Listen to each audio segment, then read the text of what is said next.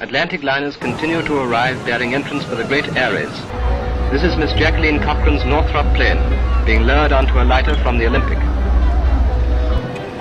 It is followed by the smallest machine in the race, a Lambert monocoque named Baby Ruth.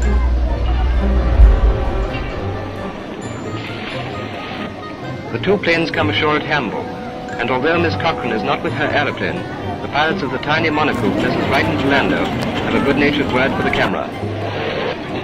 Well, Johnny, here you and Baby Ruth and myself are over here. I hope we can show them something in the way of speed after this wonderful reception they've given us. Well, we're going to do our best, Jack. That's all we can.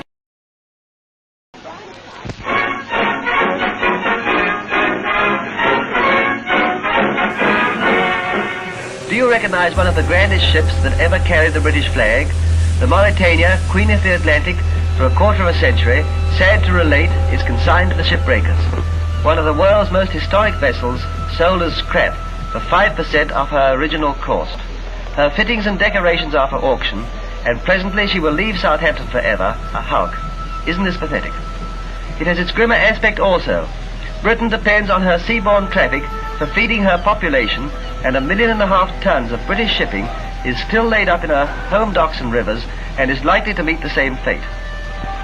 During the war, over 7 million tons were sunk in 4 years. Surely it is possible, for practical as well as sentimental reasons, to save the Mauretania as well as the Olympic from the scrap heap. Who knows but that we may need all our shipping in the near future? Is it too late to step in and preserve these ships from destruction?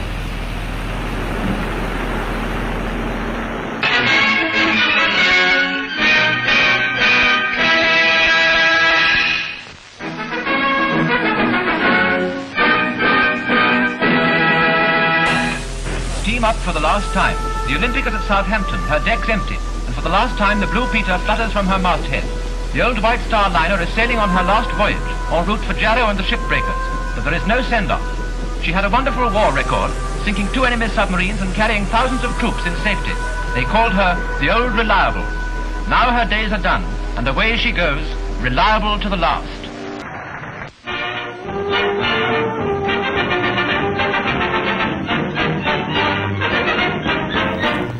Jarrow, which has suffered as severely as any of the depressed areas from the bitterness of unemployment, is in luck's way at last.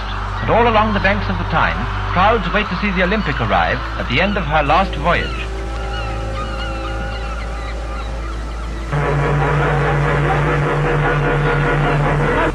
The 46,000-ton liner is on her way to the shipbreaking yard and brings 18 months' work and £100,000 in wages to the hard-hit town. So the tragedy of the Olympic's last trip becomes a journey of good omen for the Tynesider. Journey's end. After 24 years' service as a luxury liner, the Olympic makes her last voyage. 2 years ago, the great vessel was handed over to be dismantled, a godsend to many unemployed on Tyneside. And now she goes for her final demolition at Inverkeithing.